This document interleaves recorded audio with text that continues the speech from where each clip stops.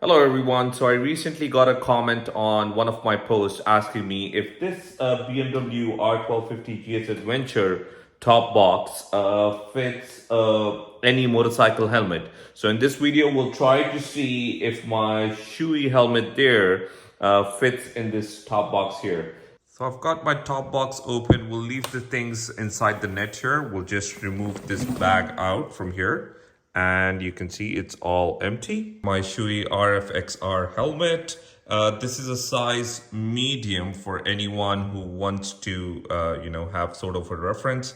We'll try putting it in now and see how it goes. Here is my medium size helmet placed inside. You can probably, I'll do a little bit of walk around so you can see how well it's placed. I would probably recommend you putting some sort of padding around it. So just to protect it, because when you're riding, this could hit left, right, and possibly damage your helmet. But it looks perfectly aligned and fit inside. Like, I don't see any issues, and I don't even think it will be hitting the net that I have here. So what we'll do is we'll try to close this now. Perfect. And I will latch this as well. All right, latched and closed. I didn't have any issues. I didn't feel it, the top box did struggle in any way.